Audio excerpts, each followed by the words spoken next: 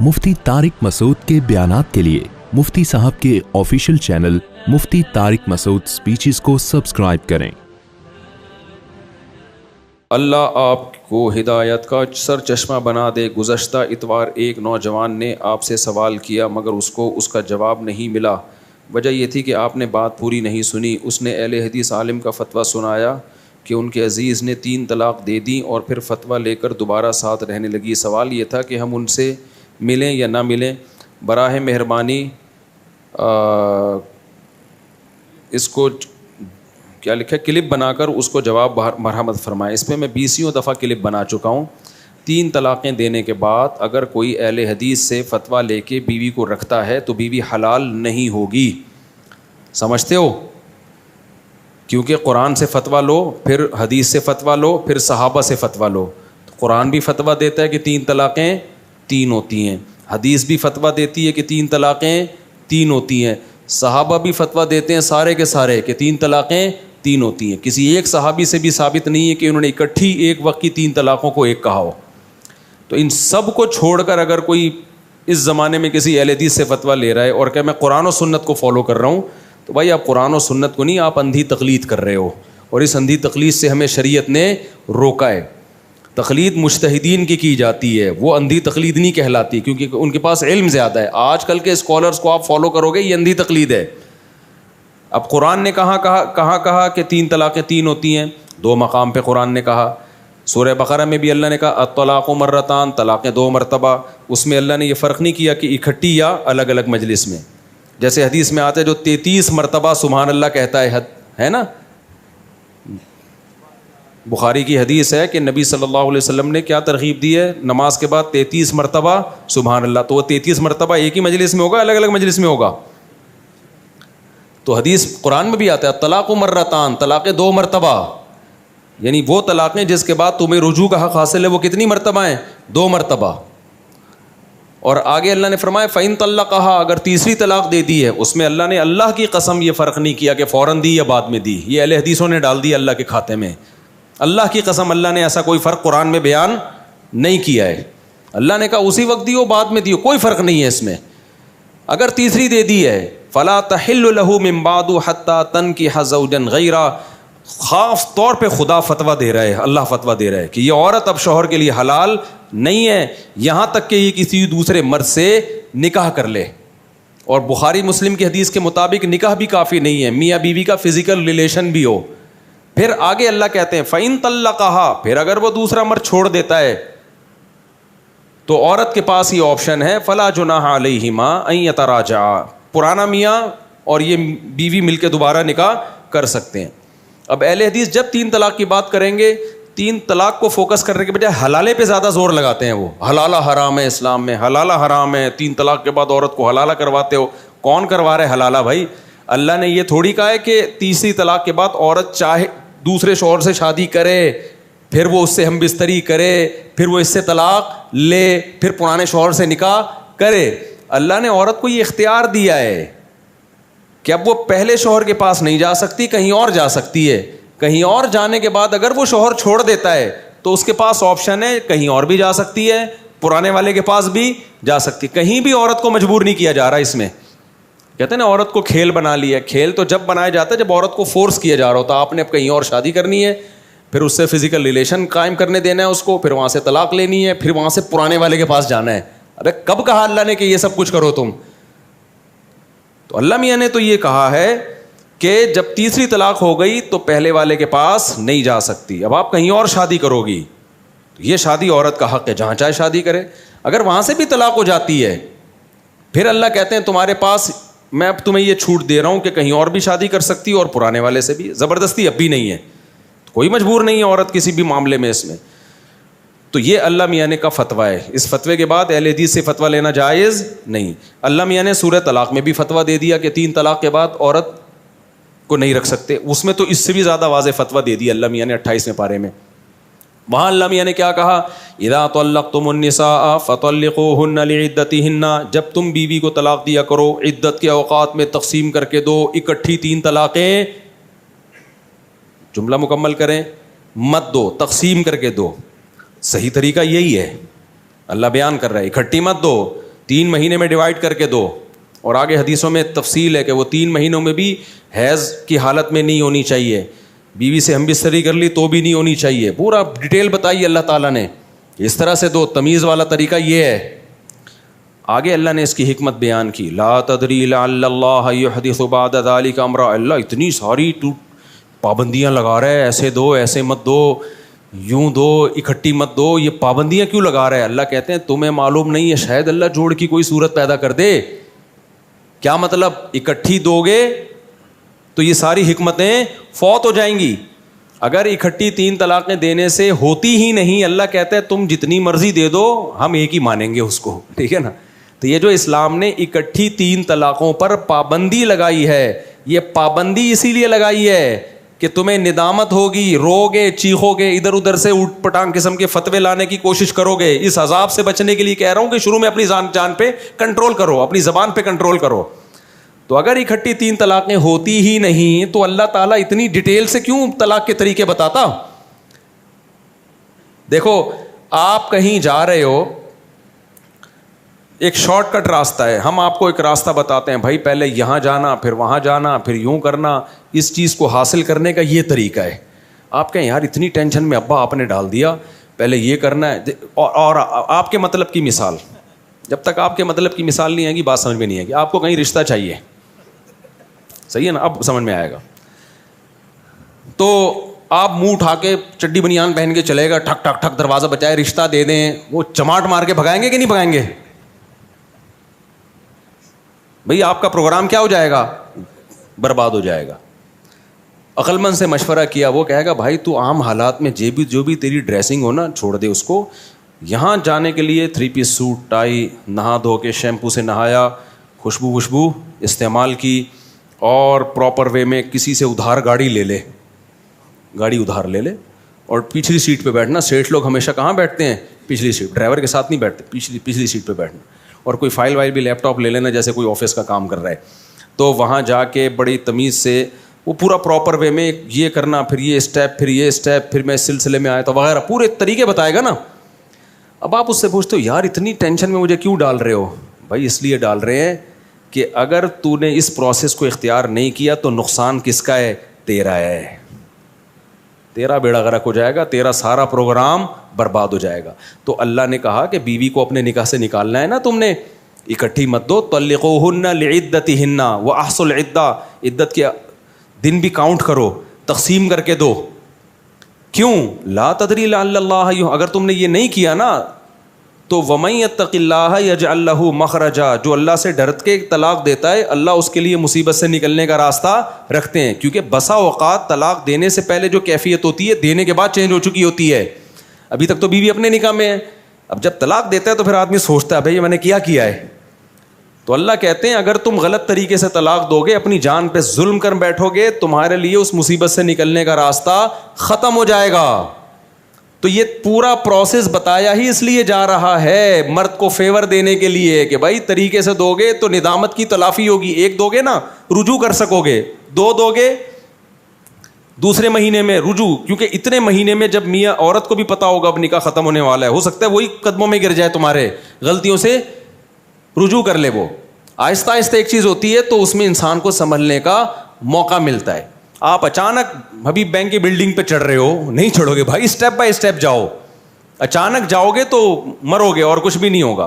تو اللہ نے بھی کہا کہ جب بیوی کو نکاح سے نکالنا ہے تو اکٹھی 3 دو گے تو اب تمہارے لیے مصیبت سے نکلنے کا راستہ نہیں رہے گا, کیونکہ تم نے خدا کے بتائے ہوئے طریقے کے مطابق نہیں دیے. تو یہ سارا طلاق کا سیٹ اپ ہی اہل حدیث کے فتوے کی روشنی میں سارا اسلام کا بنایا ہوا سیٹ اپ ہی برباد ہو گیا. صحیح ہے نا, انہوں نے کہا ہوتی ایک ہے. جب ایک ہی ہوتی ہے تو اللہ کو یہ کہنے کی کیا ضرورت تھی؟ اللہ کہتا ہے جس طرح مرضی دینی ہے تو میں کتنی کاؤنٹ کروں گا, اس کو 1 کاؤنٹ کروں گا. تو یہ طریقے کیوں بتا رہے ہیں اللہ تعالیٰ؟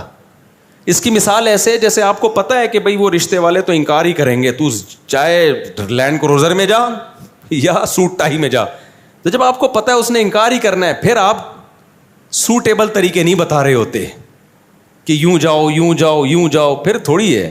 تو اگر 3 طلاقیں ایک ہوتی تو سورہ طلاق میں اللہ طلاق دینے کے طریقے نہ بتاتا, اس کی حکمتیں نہ بتاتا. تو طلاق کے حکام بیان کرنے کے بعد اللہ نے کیا کہا؟ وَمَن يَتَّقِ اللَّهَ يَجْعَل لَّهُ مَخْرَجًا. یہ بہت مضبوط دلیل ہے. اہل حدیث کے پاس اس قائد کا کوئی جواب نہیں ہے. میں بہت علماء سے ملا ہوں اہل حدیثوں کے, نہیں جواب ہے ان کے پاس, ادھر ادھر کی پھینکنا شروع کر دیتے ہیں. قرآن طلاق کے حکام بیان کر کے پتہ ہے کیا کہتا ہے؟ وَمَن يَتَّقِ اللَّهَ, جو اللہ سے ڈرتا ہے, یجعل لہ مخرجا, اللہ اس کے لیے مصیبت سے نکلنے کا راستہ رکھتا ہے. عبداللہ بن عباس کے پاس جب کوئی شخص آیا نا اکٹھی 3 طلاقیں دے کے, بہت ندامت تھی. ابو داؤد کی صحیح حدیث ہے, اہل حدیث بھی اس حدیث کو صحیح مانتے ہیں. تو اب حضرت عبداللہ بن عباس کے پاس آیا کہ میرے چچا نے 3 طلاقیں دے دی ہیں اور بہت سخت ندامت ہے ان کو. انہوں نے فرمایا قرآن کی آیت دلیل میں پڑھی کہ اللہ کہہ رہا ہے وَمَن يَتَّقِ اللَّهَ أَن يُطَلِّقُ كَمَا أَمَرَهُ اللَّهُ, جو اللہ سے ڈرتا ہے یعنی اللہ کے بتائے ہوئے طریقے کے مطابق طلاق دیتا ہے, تو اللہ اس کے لیے مصیبت سے نکلنے کا راستہ رکھتے ہیں. سوچ کا راستہ ہوتا ہے, اس کے پاس آپشن ہوتا ہے کہ ابھی بھی ریورس ہو سکتا ہے. بھائی تیرا چچا اللہ سے نہیں ڈرا, فلم یجعل لہ مخرجا, اللہ نے اس کے لیے مصیبت سے نکلنے کا راستہ نہیں رکھا. اہل حدیث حضرات, میں ان کی عزت دیتا ہوں, میرا مقصد ان کی توہین نہیں ہے. میں نے دیکھا ہے بھائی علم میں آج کل پبلک کے پاس علم بہت ہے, علم میں عمق اور گہرائی نہیں ہے. اس لیے ہم تمہیں کہتے ہیں مجتہدین کو فالو کرو, مجتہدین کو فالو کرو. کوئی جواب نہیں ہے ان آیتوں کا.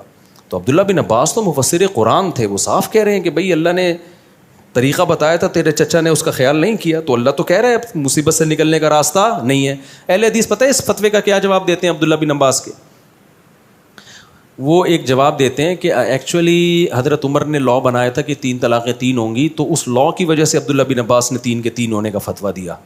اس لاء کی وجہ سے اگر 3 کے 3 ہونے کا فتویٰ دیا ہوتا تو اس لاء کا ریفرنس دیتے, قرآن کی آیت دلیل کے طور پہ پیش بولو نہیں کرتے.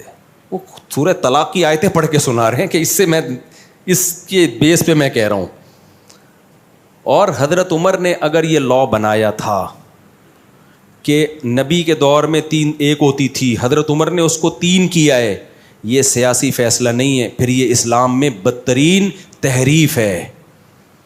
پھر آپ حضرت عمر کو امیر المومنین بھی بولتے ہو اور آپ کہتے ہو انہوں نے تحریف بھی کر دی, تو یہ کیسے ہو گیا میرے بھائی؟ اور سارے صحابہ اس تحریف پر خاموش بھی ہیں, کوئی ایک بھی اعتراض نہیں کر رہا. تو یہ تو تحریف ہے دین میں کہ اللہ کہہ رہے ایک بیوی حلال ہے, عمر کیا کہہ رہے ہیں میں حرام کر رہا ہوں لاء بنا کے. پھر تو گورنمنٹ نے صحیح کیا, عدالتی خلا کا قانون بنا دیا, پھر تو گورنمنٹ کو بھی حق حاصل ہے. گورنمنٹ کہہ رہی ہے اسلام نے خلا کا حق مرد اور عورت کو دیا ہے, دونوں کے دستخط دونوں کی رضا سے ہوگا, لیکن سیاسی قانون یہ ہے کہ اب عورت یک طرفہ خلا لے سکتی ہے. تبھی تو ہم اس کے خلاف آواز اٹھاتے ہیں, بھائی یہ سیاسی فیصلہ نہیں تو اسلام میں تحریف ہے. تو پھر تو بھائی ایک اور تحریف ہو جائے گی کہ کوئی اور خلیفہ آئے گا مسلمانوں میں, وہ کہے گا کہ 3 طلاقیں ایک بھی نہیں ہوتی, جاؤ, جب تک گورنمنٹ طلاق نہیں دے گی ہوگی ہی نہیں. تو یہ اسلام نہیں ہے, یہ یونائٹڈ نیشن ہے میرے بھائی, ٹھیک ہے نا, یونائٹڈ نیشن یہ کر سکتی ہے, حضرت عمر یہ نہیں کر سکتے. تو اہل حدیث کے پاس ان باتوں کا کوئی جواب نہیں ہے. ایک اور چلو ہماری فہم کو چھوڑو, صحابہ سے دکھا دو یار, کسی ایک صحابی نے, میں آپ کو دکھا دوں گا بہت سارے صحابہ سے جن کے پاس جب بھی اکٹھی 3 طلاقوں کا کیس آیا, رخصتی کے بعد, رخصتی سے پہلے فرق ہے, رخصتی پہلے کے حکام الگ ہیں, رخصتی کے بعد جب بھی کیس آیا اکٹھی 3 طلاق کا, سب نے 3 ہی کہا ہے اس کو. چاروں اماموں نے 3 کہا, امام بخاری نے 3 کہا, کوئی محدث نہیں ہمیں ملتے جنہوں نے 1 کہا. صرف میں ایک محمد ابن اسحاق جو انتہائی متنازع راوی ہے, انتہائی متنازع راوی, جس کے بارے میں امام مالک نے کہا یہ دجال ہے, کذاب ہے, امام احمد نے کہا نہیں کذاب تو نہیں ہے لیکن اس کی حدیث حجت نہیں ہے, احکام میں اس کی حدیث حجت, تاریخی باتوں میں اس کی بات لی جائے گی, شرعی احکام میں نہیں. وہ محمد بن اسحاق کی طرف منسوب ہے کہ وہ 3 طلاق کو 1 کہتے تھے. تو اہل حدیثوں کی کتابیں میں نے پڑھی ہیں, انہوں نے کہا انہوں نے محمد بن اسحاق کو امام بنا دیا, مجتہد. مطلب یہ کہ کسی امام اور مجتہد سے نہیں مل رہا 3 کو 1 کہنا, تو جس سے مل رہا ہے اسی کو مجتہد بنا دو. یہ نہیں ہوتا میرے بھائی, ٹھیک ہے نا, یعنی کسی بڑے محدث سے مجتہد سے نہیں ملا کہ انہوں نے 3 کو 1 کہا ہو, تو انہوں نے کہا جس نے 1 کہا ہے نا اسی کو کیا قرار دے دو. یہ ایسا ہی ہو گیا, جون پور میں ایک آدمی کی پھانسی کے لیے گیا تو اس کی گردن آ نہیں رہی تھی, اتنی موٹی تھی, تو جلاد نے کہا پھر جس کی آ رہی ہے اس کو لٹکا دو. حکومت نے کہا جلاد سے کہ اس کی گردن آ نہیں رہی ہے, موٹی بہت ہے, تو چلو جس کی آ رہی ہے اس کو لٹکا دو. تو اہل حدیثوں نے بھی یہی کیا ہے. محمد بن اسحاق ایک متنازع راوی ہے, اس کو امام بنا دیا, تو وہ کہاں سے امام ہو گیا بھائی, ٹھیک ہے نا. پھر نبی کے سامنے جب حدیث آئی, نبی کو پتہ چلا کہ ایک شخص نے اکٹھی 3 طلاقیں دی ہیں, حدیث میں آتا ہے, آپ غضبناک ہو کے کھڑے ہو گئے. تو صحابی رسول نے کہا کہ یا رسول اللہ آپ مجھے اجازت دیں میں اس کو قتل کر دوں. آپ نے فرمایا ایلعب بکتاب اللہ وانا بین اظہرکم, اللہ کی کتاب سے کھیل رہے ہو, اکٹھی طلاقیں دے رہے ہو. تو اگر یہ نہیں ہوتی تو غصہ آتا آپ کو بھائی, پھر تو آپ کہتے چلو جتنی بھی دی ہیں ہوئی کتنی ہیں, ایک ہی ہوئی ہے. اور وہ حضرت رکانہ والی لنگڑی لولی سند والی حدیث پیش کرتے ہیں اہل حدیث کہ نبی نے 3 طلاقوں کو ایک قرار دیا ہے. وہ اتنی لنگڑی لولی سند ہے نا اس کی کہ شرم آنی چاہیے یار اس حدیث کو صحیح کہتے ہوئے.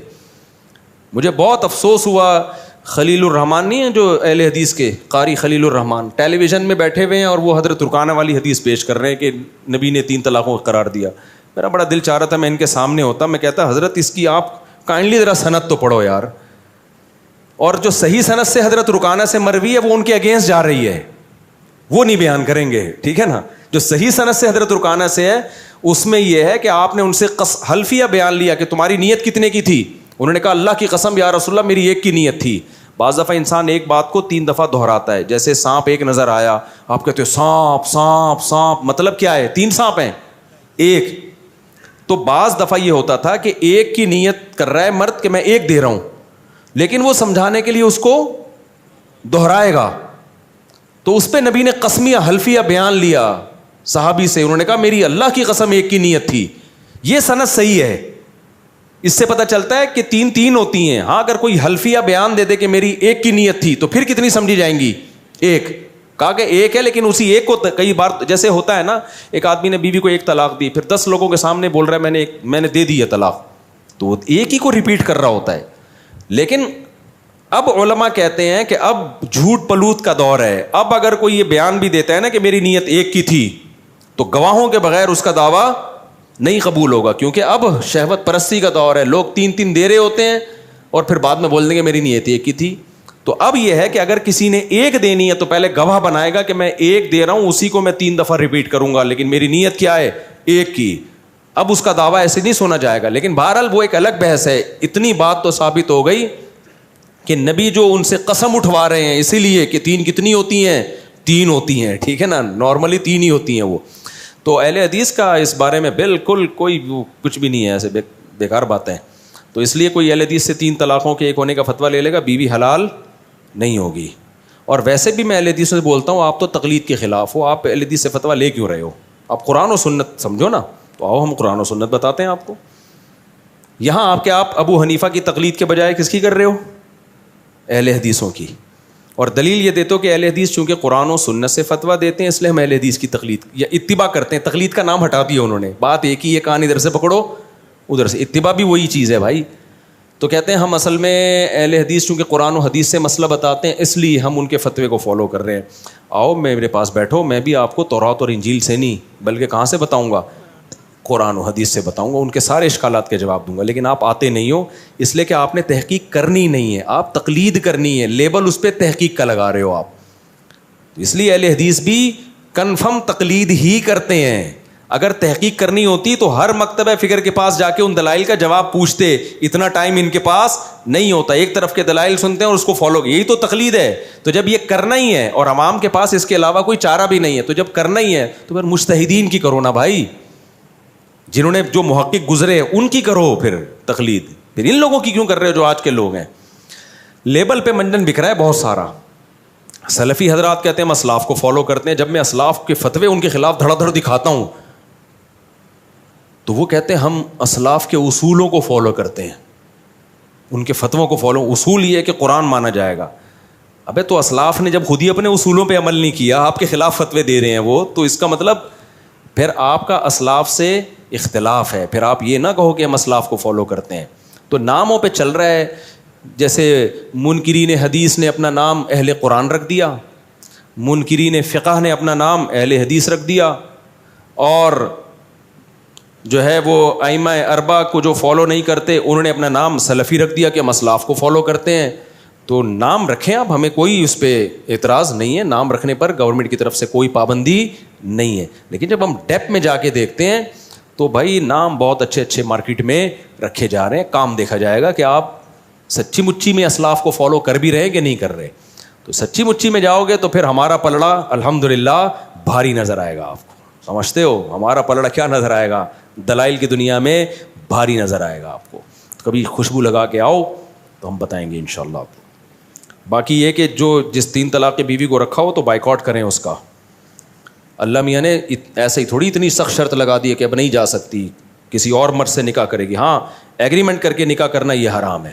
بغیر ایگریمنٹ کے نکاح ہو رہا ہے تو کرے, وہ اسی کے ساتھ رہے. ابھی ایک آدمی آیا 1 ہفتہ پہلے, کہنے لگا میری بیوی کو میں نے طلاقیں دے دی ہیں, اب مجھے ندامت ہو رہی ہے, تو میں چاہ رہا ہوں میری وائف کسی مرد سے نکاح کر لے اور وہ پھر اس کو چھوڑ دے اور پھر میں اس سے نکاح کر لوں. میں نے کہا آپ کے چاہنے سے اب کچھ بھی نہیں ہوگا. آپ نے 3 طلاقیں دے دی ہیں, آپ مارکیٹ سے کیا ہو جاؤ, شارٹ. ابھی آپ کی بیوی نے جو کرنا ہے وہ کرے. عدت کے بعد وہ کسی بھی مرد سے نکاح کرے. کہہ رہے ہیں ایکچولی وہ کسی مرد سے نکاح کرے گی, اگر وہ میری بیوی کو وہی پسند آ گیا وہ تو اسی کے ساتھ رہ لے گی پھر. میں نے کہا آپ طلاقیں بھی دے رہے ہو اور آپ چاہ رہے ہو شہد میں کہ چھتے میں منہ دے کے شہد پی اور مکھیاں بھی نہ کاٹیں آپ کو. طلاقیں بھی دیتے رہو. یہ ظلم مرد پہ ہو رہا ہے. ظلم سے میری مراد یہ کہ اللہ نقصان مرد کو پہنچا رہے ہیں کہ تو نے زبان پہ کنٹرول کیوں نہیں کیا. تو کہہ رہے میری بیوی اگر اس نیت سے کسی مرد سے نکاح کرے کہ میں نکاح کر کے اس سے طلاق لے لوں گی, ایگریمنٹ نہ کرے. میں نے کہا نیت ایک دل کی چیز ہے, وہ جانے اللہ جانے. تو نکاح تو ہم اس کو کرنے دیں گے جہاں چاہے کرو بھائی. کہہ رہے لیکن پھر اس کی نیت چینج ہو گئی, اس کو وہ مرد اچھا لگا. میں نے کہا رہے وہ اسی مرد کے ساتھ رہے. تو کہہ رہے نہیں یار یہ تو پھر صحیح نہیں ہے, یہ تو پھر میرا نقصان ہوگا. تو میں نے کہا آپ کا نقصان ہو گیا ہے. آئندہ جب آپ کہیں دوبارہ شادی کرو گے آپ کروڑ دفعہ سوچو گے بھائی کچھ بھی بول دو, طلاق کا لفظ زبان سے, یہ اللہ نے ایسی چپت لگائی ہے نا مرد کو. لیکن اہل حدیثوں نے کیا کر دیا, فتوے دے دے کے طلاق کو آسان کر دیا ہے. اب کوئی بھی اٹھتا ہے دھڑا دھڑ دھڑ طلاقیں مارتا ہے کہ جی وہاں سے مل جائے گا, سعودیہ کے مفتی سے مل جائے گا, اہل حدیث سے مل جائے گا, فلان سے مل جائے گا. تو اس سے طلاق کا ریشو کم نہیں ہوا ہے, بڑا ہے. پہلے چند لوگ بھگتتے تھے, ان کو دیکھ کے سینکڑوں کو عبرت ہوتی تھی, سینکڑوں کو, کہ بھائی یہ لفظ نہیں نکالنا زبان سے. اور اب کیا ہو گیا, آسان دھڑ دھڑ نکالتے رہو, وہاں فتویٰ لے آؤ, فتوے اتنے, مفتی پتھر اٹھاؤ نیچے سے مفتی نکلتا ہے بیٹھ کے. تو آسان کر دیا لوگوں نے. تو اب وہ جب دوبارہ ایک ہمارے جاننے والے ہیں, ان کی اپنی کزن سے شادی ہوئی تھی, یہیں کا واقعہ مسجد کا, انہوں نے خود بتایا مجھے. کہہ رہے ہیں وہ بہت غصے کے تیز ہیں, ایسے نا بہت ایسے ہوتے ہیں جیسے پتہ نہیں ابھی دوبارہ سے ترکی فتح کریں گے یہ. تو میں حیران تھا کہ یار اس کے اپنی گھر میں چلی کیسے ہوگی نا, اتنی ان کے اتنا غصے والا آدمی ہے یہ, بھڑکتا ہے. ایسا آدمی تو دھڑ دھڑ طلاقیں نکالتا ہے. تو انہوں نے مجھے بتایا کہ میری شادی ہوئی تھی اتنے سال پہلے نا, 20 سال پہلے. تو میرا پہلا ہی بیوی سے جب پھڈا ہوا تو کام ہی یہاں سے میں نے شروع کیا, طلاق سے. مجھے لگتا تھا کہ ان کا اسٹائل, دھڑ دھڑ دھڑ طلاقیں دے دی انہوں نے. کہہ رہے یار دینے کے بعد مجھے لگا یہ تو غلط ہو گیا. کہہ رہے میں علماء کے پاس گیا, اتنے لوگوں کے پاس گیا, کوئی گنجائش, سب نے کہا, میں کہتے ہیں میں نے کہا میں 1000 بکرے کاٹنے کے لیے تیار ہوں کفارے میں, جو کفارہ بنتا ہے میں دوں گا یار, میرا عمل ریورس ہو جائے. علماء نے کیا کہا, بھائی نہیں ہو سکتا ہے, ناممکن ہے. کہ وہ آدمی میں اللہ کا خوف تھا, اس نے اہل حدیث سے فتویٰ نہیں لیا اس میں. اس نے کہا یار اب ہاتھ پاؤں کٹ گئے ہیں, بس ختم. خیر وہ تو خاتون چلی گئی, ان کی کہیں شادی ہو گئی. انہوں نے اب دوبارہ شادی کی. اس کے بعد 20-25 سال ہو گئے. جتنا بھی غصہ آتا ہے, کبھی نمازیوں پہ نکالتے ہیں, کبھی مسجد کمیٹی پہ نکالتے ہیں, کبھی دوستوں پہ نکالتے ہیں, بیوی پہ بھی نکالتے ہیں, طلاق کا لفظ ان کی زبان پہ نہیں آیا. تو اسلام کے جو قوانین ہیں نا, ان کی حکمتیں اول نظر میں نظر نہیں آتی. اول میں تو لگے گا ایک عورت کا گھر اجڑ گیا, لیکن اس کی جب بیپ میں جائیں گے تو پتہ چلے گا کہ اللہ نے اس کو ہلکا لفظ رکھا ہی نہیں ہے. تو ان کے واقعہ کو سن کے کتنے لوگوں کو عبرت ہوئی ہوگی, بھائی یہ کام نہیں کرنا ہم نے. تو اب مجھے پتا ہے ابھی بھی بہت غصے میں, لیکن ایک بھی نہیں دی بیوی کو, 20 دفعہ پٹا بھی ہوا ہے. ارے یہ نہیں بھائی, ان کو پتا ہے یار یہ ریورس نہیں ہوگا. تو جیسے بعض لوگوں کا ہاتھ بہت چلتا ہے نا بندوق میں, ٹھا اس کو ایک دفعہ جب جیل سے ہو کر آئے گا بولے گا بھائی یہ گولی نہیں چلانی کسی پہ بھی ہو, کچھ بھی ہو جائے. میں جرمنی میں تھا, میں نے 2 انگریزوں کا پھڈا دیکھا. اس سے یہ طلاق کے مسائل آپ کی سمجھ میں آئیں گے. 2 انگریزوں کا پھڈا دیکھا, دونوں لمبے چوڑے موٹے تازے, لڑ رہے ہیں, یہ ایسی یوں ہے, فلانا ہے, ڈمکانا ہے, اور لڑ رہے ہیں. مجھے آواز آ رہی, میں نے کہا یہ کیا ہو رہا ہے, اور دونوں کے ہاتھ میں ڈنڈے, گھما رہے ہیں, لیکن جان کر کوشش کر رہے لگ نہ جائے اس کے. جیسے ایک گورے نے ڈنڈا گھمایا سر کے اوپر سے شوں کر کے, دوسرے لات گھمائی قریب سے, جیسے فلموں میں نہیں ہوتا, یہ لگے ہی نہیں. میں نے کہا یار اتنا لڑ رہے ہیں اور ڈنڈے بھی ہیں دونوں کے ہاتھ میں, ٹچ نہیں ہونے دے رہے. تو انہوں نے بتایا لا اتنا سخت ہے نا, کسی کا بھی ڈنڈا یا لات دوسرے کو ٹچ ہو گئی نا تو چوڑے میں آ گیا وہ. پولیس آ کے یہ نہیں دیکھے گی کس کی غلطی تھی, کس کون صحیح ہے کون غلط. پولیس کہے گی تمہارا ڈنڈا اس کے لگا ہے, ٹھیک ہے نا. اس کو پتا ہے چوڑے میں آؤں گا, میں پھنسوں گا. تو وہ لا اتنا سخت ہے, اب وہ منہ کے فائر مار رہے ہیں نا, میں تیرے یہ کر دوں گا انگلش میں, جرمن میں, انگلش میں نہیں, جرمن زبان میں یہ کر دوں گا, لیکن ہاتھ نہیں لگا رہے. ان کو پتا ہے یار سارا کیس ہمارے اگینسٹ ہو جائے گا. اسی میں آپ کو ایک لاہوری کا قصہ سناؤں میں, یہ سب 3 طلاق کا فلسفہ سمجھانے کے لیے, قصے برائے قصے نہیں ہیں. تو اللہ میاں نے کہہ دیا منہ سے نکل گئے نا, گیا. تو خاندان میں ایک بھی واقعہ ہو جائے گا نا تو 20 کو عبرت ہوگی. اب تو اہل حدیثوں نے اتنا آسان کر دی ہے, ہزاریں دے دو. پھر اہل حدیثوں میں کوئی ایک رائے تھوڑی ہے. کچھ اہل حدیث کہتے ہیں اکٹھی 3 دو, اگر تم نے حیض میں دی ہے تو ایک بھی نہیں ہوئی. دوسرا اہل حدیث کہے گا نہیں حیض میں دی ہے تو ایک تو ہو گئی ہے. یہ سب قرآن حدیث کے مطابق ہی ہیں ان کی رائے میں. پھر کچھ اہل حدیث کہتے ہیں کہ اگر طہر میں بھی دی ہے, ہم بستری کرنے کے بعد دی ہے تو بھی ایک بھی نہیں ہوئی. دوسرے کہتے ہیں نہیں ایک تو ہوئی ہے. پھر جو کہتے ہیں نا ایک ہو گئی, ان میں بھی 2 رائے ہیں کہ اگلے مہینے آپ نے پہلی طلاق سے رجوع کیے بغیر اگلے مہینے دوسری دے دی تو دوسری نہیں ہوئی. دوسرے کہتے ہیں نہیں پھر دوسری ہو گئی. تو آپ جب کھیل تماشا بناؤ گے تو آپ کو جس طرح کا فتویٰ مارکیٹ میں چاہو گے مل جائے گا. لیکن قرآن و حدیث کیا کہتا ہے, حیض میں دی ہو, حمل میں دی ہو, غصے میں دی ہو, پیار میں دی ہو, اکٹھی دی ہو, وقفے سے دی ہو, ہم بستری بیوی سے کرنے کے بعد دی ہو یا پہلے دی ہو, سب کیا ہو گئیں, ہو گئیں. اس لیے آپ چاروں ائمہ سے پوچھو گے یا ان کے فالوور سے پوچھو گے, صحابہ سے پوچھو گے, پوری دنیا میں ایک ہی فتویٰ ملے گا آپ کو. اور اگر آپ چلے گئے اہل حدیث حضرات کی طرف تو پھر اپنی مرضی کا آپ کو جہاں چاہو گے جو ہر ڈیزائن کا فتویٰ. حتیٰ کہ اہل حدیث میں ایسے بھی ہیں جو کہتے ہیں اکٹھی 3 دینے سے 3 ہوتی ہیں, تو بیوی اگر نہیں رہنا چاہے گی وہ اس اہل حدیث کے پاس چلی جائے گی جو کہے گی 3 دینے سے کتنی ہوتی ہیں, 3. تو اسی کو تو اٹ از کالڈ کھیل تماشا. اسی وجہ سے ہم کہتے ہیں اس زمانے میں چاروں فقہ میں سے ایک پر چلنا ضروری ہے. یہ انتظامی چیز ہے, ورنہ دین تماشا بن جائے گا نہیں بلکہ بن چکا ہے تماشا دین. اس کے بہت خطرناک سائیڈ افیکٹ ہیں جو آج کل مارکیٹ میں جو آپ نے بے لگام کر دیا نا امت کو قرآن و سنت کے نام پہ, یہ بے لگام ہوتی چلی جا رہی ہے. تو انجینئر جیسے لوگ پیدا ہو رہے ہیں, غامدی صاحب جیسے لوگ پیدا ہو رہے ہیں, تو ایک مثال ہے. یہ سب قرآن و سنتی کی بات کر رہے ہوتے ہیں بے لگام ہو کے. تو امت کو لگام دینے کی ضرورت ہے. جو متداول فقہ چلتے ہوئے آ رہے ہیں نا صدیوں سے مدون, انہی میں سے کسی ایک کو فالو کریں گے تو امت کی نجات ہے, ورنہ بیٹھتے رہو فرقے بناتے رہو بیٹھ کے. تو وہ میں کیا بتا رہا تھا, ہاں وہ لاہور والے کا قصہ سنا رہا تھا. وہ کیا ہوا, وہ مجھے خود انہوں نے بتایا.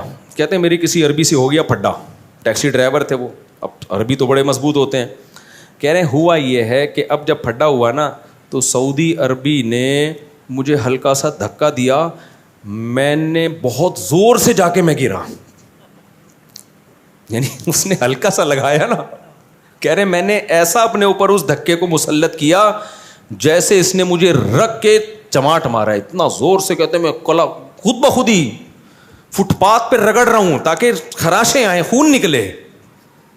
ابے میں نے کہا یار میں گرا ہوں, اور میں ایسے جا کے نا وہ عربی بھی دیکھ رہا ہے, یار یہ تو میں نے یوں کیا ہے, میں نے اس کو ہو کیا گیا. کہہ رہے یوں گرا ہوں اور یوں کر کے نا خراشیں آ رہی ہیں, گھٹنے پہ چوٹ آ رہی ہے, یہ آ رہی ہے, قمیض پھٹ رہی ہے, شلوار پھٹ رہی ہے, پتہ نہیں کیا کیا جو اس سے بس میں تھا اس نے کر لیا. یہی ہوا, عربی اندر ہو گیا جیل میں. کہہ رہی ہے معافیاں مانگ مانگ کے اس نے جان چھڑائی ہے, مجھ سے بھائی معاف کر دے یار, آئندہ کسی لاہوری سے. جرمانہ بھی دیا اس نے عربی نے, جیل میں بھی گیا. وہ سعودی جو ہے نا کہہ رہا معافیا مانگ مانگ کے مجھے ترس آئے, چل جا. کیا یار. تو ایک اور قصہ ہے یار, اب کیا کرے یار. ہمارے ایک جاننے والے تھے, اللہ ان کی مغفرت کرے, ان کی وہ بائک پہ کہیں جاتے ہوئے نا کسی کو ٹکر مار دی, اتنی زور سے ماری وہ بندہ نیچے گرا ہے, اس کا سر پھٹا, بے ہوش ہو گیا. ان کو لگا بیٹا میں آ گیا چوڑے میں. یہ کہتے ہیں میں گرا ہوں. اچھا ہوا یہ کہ ان کو نا لوگ 4 آدمی اٹھا کے لا رہے تھے, جاننے والے تھے, نام نہیں بتاؤں گا, بڑے نیک آدمی تھے, بس بیچاروں سے ایسی حرکت ہو گئی. تو 4 آدمی نا ہمارے ایک جاننے والے صاحب تھے, ان کو اٹھا کے لا رہے ہیں ان کے گھر پہ. میں نے دیکھا, میں نے کہا کیا ہو گیا؟ کہہ رہے ہاں مر رہا ہوں. اب 4 آدمی لا رہے ہیں یار, یہ تو مر رہے ہیں بھائی, سانسیں اکھڑ رہی ہیں ان کی, ایسے بنے ہوئے نا. میں نے کہا ہاسپٹل لے کے, کہہ رہے نہیں ہاسپٹل نہیں, گھر لے کے جاؤ. میں نے کہا بھائی اس کہہ رہے ان کا خطرناک ایکسیڈنٹ ہوا ہے, یہ مر رہے ہیں. جو لوگ لے کر آئے نا ان کو اٹھا کے, یہیں یو پی موڑ سے, یو پی موڑ پہ ایکسیڈنٹ ہوا, یہ بائک پہ تھے اور چیخ رہے, ہاں ہو لگایا ہوا ہے انہوں نے. 4-6 آدمی اٹھا کے لا رہے ہیں ان کو. تو کہہ رہے ہیں یہ تو ہم نے تو بہت کوشش کی, ہسپتال جا ہی نہیں رہے. میں نے کہا نہیں ان کو ہاسپٹل لے کے جاؤ. مجھے ترس آ رہا ہے یار, مرمرا نہ جائے, پتہ نہیں اندرونی چوٹ ہے, باہر سے کچھ بھی نظر نہیں آ رہا تھا مجھے نا. میں نے کہا اندر کوئی پھیپڑا ویپڑا ہل گیا لگ رہا ہے. میں کہہ رہا ہوں بھائی ان کو لے کے جاؤ. کہہ رہا نہیں گھر لے کے جاؤ, مر رہا ہوں. ہاں گھر لے گئے ان کو. میں نے مجھے بڑا تھوڑی دیر میں جب معاملہ ٹھنڈا, وہ چلتے ہوئے آ رہے ہیں نا, بڑے انجوائے. میں نے کہا بچ کے. کہہ رہے بھائی مسئلہ یہ ہوا ہے, غلطی میری تھی. صحیح ہے, بندہ گرا ہے, بے ہوش ہو گیا. میں نے کہا بیٹا گیا, اب پبلک نے کیا کرنا ہے, میری ہڈیاں توڑنی ہیں. تو میں اس سے زیادہ مظلوم بن گیا, ایسے چیخ رہا ہوں. پبلک آئی تھی ان کو مارنے کے لیے. کہہ رہے یار اتنے بندے پکڑ کے کوٹیں گے, میں تو کہہ رہے میں نے کہا ایسا بن جاؤ جیسے میں تو ویسے ہی مر رہا ہوں. یار کیا ایکٹنگ کی ہے اس بندے نے.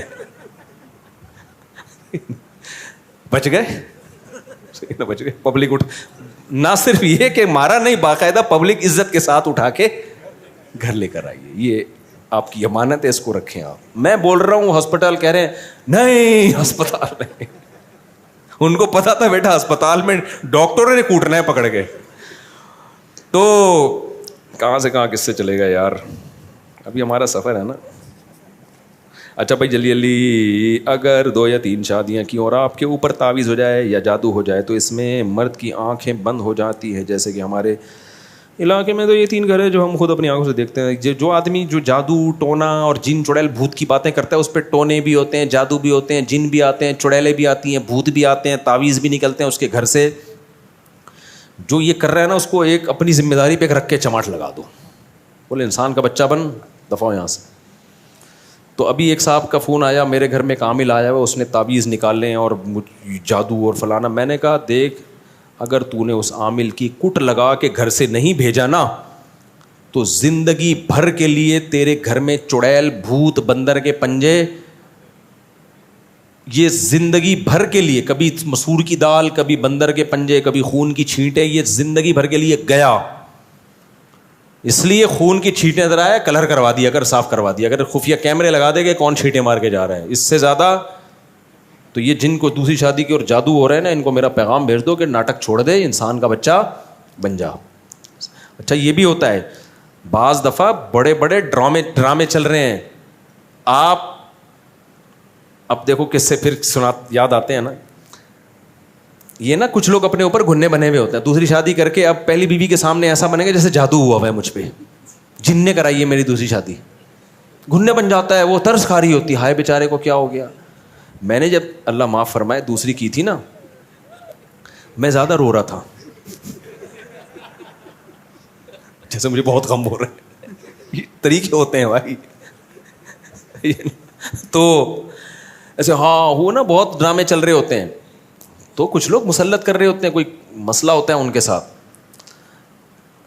ایک نوجوان آیا اپنے ابا کو لے کے, اس نے کہا میرے ابا میں شادی کرنا چاہتا ہوں, ابا نہیں مان رہے, آپ ان کو سمجھائیں. رشتہ اچھا تھا. میں نے کہا یار چلو میں سفارش کر دوں, کام ہو جائے تو اچھی بات ہے یار میری سفارش پہ. میں نے کہا ابا کو لے آؤ. تو اتوار کو میں نے ٹائم دیا, وہ آگے, ابا نہیں آ رہے, ابا کھڑے ہوئے گیٹ پہ. میں نے کہا ابا کو لا بھائی, میرے اور بھی دنیا میں کام ہے. کہہ رہے ہیں ابا کو پتہ نہیں کیا ہو گیا, ہاتھ پاؤں ان کے مڑ رہے ہیں اور سکتے میں چلے گئے ہیں نا گیٹ پہ. آ تو گئے ابا ہمت کر کے, اس نے بہت, جب اس کو لگا نا ابا کو کہ یہ مفتی صاحب اس بیٹے کو فیور دیں گے, ابا ہاتھ پاؤں کیا ہو رہے ہیں, مڑ رہے ہیں یوں, عجیب سے ہو گئے. میں ڈر گیا, میں نے کہا بھائی میرے اوپر کوئی مسئلہ نہ ہو جائے. تو میں نے کہا ہاسپٹل لے کے جاؤ. کہہ رہے ہاسپٹل بھی نہیں جا رہے. تو میں نے کہا لے آ کسی طریقے سے یہاں پہ بھائی. تو ابا کو روبوٹ کی طرح نا دھکا دے کے, جیسے کوئی پتلا نہیں ہوتا, ابا آ رہے ہیں ایسے نا یوں. اب کسی کی غیبت نہیں ہے, پرانا قصہ ہو گیا, کیا پتہ چلے گا کسی کو. لا کے ادھر بینچ پہ بٹھا دیا, ابا آ کے نا یوں بیٹھ گیا ایسے سیدھے. میں کیا السلام علیکم, سامنے دیکھ رہے ہیں, خیریت سے ہیں. میں نے کہا بیٹا یہ تو کچھ سیریس کیس ہے, اس کو ہاسپٹل لے کے جانا. بھائی تو ہاسپٹل لے کے جاؤ, یہاں کیوں لے کر آئے ہو؟ کہہ رہے ہیں پتہ نہیں کچھ شوق میں چلے گئے ہیں, کیا ہو گیا ابا کو؟ ابا ہلا رہا ہے, ہل ہی نہیں رہے. اچھا میں نے تھوڑا سا اندازہ لگا لیا, ابا کو تھوڑی سی ہنسی آئی ہے نا بیچ میں. میں نے اندازہ لگا لیا, میں نے کہا یہ ناٹک چل رہا ہے. اب آپ کو پتا ہے جب ابا کو ہنسی آئے گی تو مجھے ڈبل آئے گی کہ نہیں آئے گی؟ میں احترام میں ہنسی بھی روک رہا ہوں. میں اس کو سائڈ پہ لے گیا, میں نے کہا بھائی یہ ناٹک چل رہا ہے. ابا نے اپنے اوپر ایک ایسا وہ مسلط کر لیا ہے کہ میں شوق میں جا رہا ہوں. میں نے کہا بھائی ان کو لے جا, یہ نہیں سمجھیں گے, یہ سمجھنے والے نہیں ہیں. رشتہ ٹھیک ہے, ابا بلا وجہ مخالفت کر رہے ہیں, کر کے بتا دے ابا ہو گئی ہے, ٹھیک ہے نا. پھر سچی مچی کا ہوگا جو بھی ہوگا. ابھی ناٹک چل رہا ہے, ابھی کیا چل رہا ہے فل, کیونکہ اتنی دیر تک کوئی آدمی اس کنڈیشن میں ہو تو گر چکا ہوتا اب تک. وہ اتنی دیر تک تھوڑی اس کنڈیشن میں. میں نے کہا بھائی لے جائے. تو وہ بھی کہہ رہا ہے مفتیٰ بھی ابا نے صحیح ناٹک کیا ہے یار, بات ہی نہیں کی نا, بیٹھے رہے ہیں, چلے گئے ایسے ہی. وہ پروگرام کیا ہو گیا سارا کینسل. تو یہ بڑے ناٹک چلتے ہیں اس میں بھائی. اگر کسی لڑکی شادی پہلے سے کوئی شوہر وفات ہو جائے تو لڑکی کسی اور سے نکاح کر سکتی ہے. ہماری قوم میں لڑکی کو میت پر بلاتی ہے اور اس کے سر پر لال کپڑا ڈالتا ہے, اور لڑکی ان لوگوں کی ہو جاتی ہے. اگر میت پر نہ آئے تو لڑکی کسی بھی جگہ رشتہ, بھی ناجائز رسم ہے. جیسے ہی عورت کو شوہر کے انتقال کی خبر ہو, عورت پر لازم ہے فوراً شوہر کے گھر چلی جائے. کہیں بھی وہ گھر سے باہر نہیں نکل سکتی. 4 مہینے 10 دن وہ عدت کہاں گزارے گی؟ شوہر کے گھر میں. اس دوران وہ زینت اختیار نہیں کر سکتی. ہاں کوئی بیماری ہو, علاج کا مسئلہ ہو, ایک الگ بات ہے. تو پھر 4 مہینے 10 دن کے بعد وہ آزاد ہے, جہاں چاہے شادی کرے. وہ قرآن نے کہا لا تعضلوہن ان ینکحن ازواجہن, اب کسی کو اس کو شادی سے روکنے کی اجازت نہیں ہے. اچھا میرے بھائی, ہم رشتہ داروں کے یہاں جا رہے تھے, میں نے کپڑے استری نہ کی اور کہا کہ ہمارے نبی کے کپڑوں پر تو پیمنٹ لگے ہوتے تھے. یہ غلط بات کی آپ نے. ہمارے نبی صلی اللہ علیہ وسلم نے غربت کو خود اختیار کیا ہے, سمجھ رہے ہو. جب غربت کو اختیار کیا تو آپ کے پاس کپڑوں کے پیسے ہی نہیں ہوتے تھے, اور آپ کے تو اکاؤنٹوں میں ٹھیک ٹھاک پیسے پڑے ہوئے ہوتے ہیں, ابا کے جیب میں بھی ہوتے ہیں, آپ کی جیب میں بھی ہوتے ہیں. تو اس کی اسلام میں مثال نہیں ملتی کہ پیسہ ہو اور آپ اس کو استعمال نہ کرو. ایک صحابی کو نبی نے پراگندہ بالوں میں پھٹے پرانے کپڑوں میں دیکھا. آپ نے فرمایا کہ اللہ نے تمہیں پیسہ نہیں دیا کہ اپنے حالت کو درست کر لو؟ کہا کہ ہاں دیا ہے. آپ نے فرمایا ان اللہ یحب ان یرا اثر نعمتہ علی عبدہ, اللہ چاہتے ہیں کہ جب کوئی اللہ نے کسی کو مال دیا ہو تو اس کے لباس اور پوشاک سے نظر آنا چاہیے. تو اگر اللہ نے مال دیا تو پھر پھٹے پرانے کپڑے پہننے کی آپ کو اجازت نہیں ہے. ہمارے نبی کے پاس تو مال رہا ہی نہیں نا, صبح آیا تو شام ہونے سے پہلے سارا ہی نکال دیا. تو آپ کے پاس تو کپڑا خریدنے کے پیسے ہی نہیں ہوتے تھے, تو مجبوراً اسی کو پیمنٹ لگا کے پہنتے تھے. آپ کے پاس تو پیسے ہیں, یا تو ایسا حوصلہ کر دو کہ سب صدقہ کر دو, 1 روپے بھی نہ چھوڑو. پھر جب کپڑے پھٹے تو نیا کپڑا خریدنے کا پیسہ ہی نہ ہو, پھر آپ پیوند لگاؤ گے تو اس پیوند کو سنت کہا جائے گا. جب تک پیسہ ہے آپ کے پاس تو وہ آپ کی لباس اور پوشاک سے نظر آنا چاہیے. ابھی میں نے بیان میں بتایا نا, سلیمان علیہ السلام کا وہ پیسہ تھا تو ان کے محل سے وہ پیسہ نظر آتا تھا. ایسا فرش بنایا VIP, انہوں نے پیون زدہ کپڑے نہیں پہنے, وہ انہوں نے جنات کو بولا ہیرے جواہرات نکال کے لا سمندر سے, ٹھیک ہے نا, یہ والا ہیرا پرانا ہو گیا ہے, اپنے تاج میں دوسرا ہیرا لگانا ہے میں نے. یہ دیکھ دیکھ کے کیا ہو گیا ہے, یہ ملکہ سبا آ رہی ہے, تھوڑا الگ ٹائپ کے ہیرے چاہیے ہمیں. تو اس لیے میرے بھائی ملکہ سبا کو ایمان, تاکہ وہ آپ کے معجزے دیکھ کر ایمان لے آئے اور آپ کی سلطنت اور طاقت سے متاثر ہو. تو اس متاثر کرنے کے لیے انہوں نے کیسا پورے تخت کا عالی شان تیار کروایا. تو یہ جو آپ پھٹے پرانے کپڑے پہن کے جاتے ہو نا, آپ آ جاؤ, میں آپ کو ایک زکوٰۃ کی قمیص پڑی ہوئی ہے میرے پاس, وہ میں آپ کو دے دوں گا, تو پہن لینا. کہیں بھی شادی بیاہ میں جایا کرو پراپر ڈریس میں, ماں باپ کو اس سے خوشی ہوتی ہے, ماں باپ اپنے بچوں کو زینت میں دیکھنا چاہتے ہیں. تو اس لیے میں نوجوانوں کو کہتا ہوں ٹرینڈ کرانی ہے تو ابا اماں سے پوچھ کے کراؤ. اگر ابا اماں کو ٹرینڈ بری لگ رہی, بیوی کو تو مانتے ہیں, بعض دفعہ ابا اماں کو بھی ٹرینڈ بری لگ رہی ہوتی ہے. ہمارا بیٹا ہے, ہم لوگ مالدار لوگ ہیں, ہمارے ایک روایات ہیں. اور یہ ابھی ایک خاتون کا قصہ آیا, وہ ایک لڑکی عاشق ہو گئی, اچھی بڑی اونچے گھرانے کی لڑکی, عاشق ایک ایسے علاقے میں ہو گئی وہ ان کے اسٹینڈرڈ کا نہیں ہے. تو میں نے ماں کو سمجھایا کر دو شادی, لیکن ماں نے کہا بھائی ہمارا اسٹینڈرڈ نہیں ہے. تو میں نے بھی لڑکی کو سمجھایا کہ بیٹا آپ اپنے ماں باپ کی عزت کا بھی تو خیال کرو نا.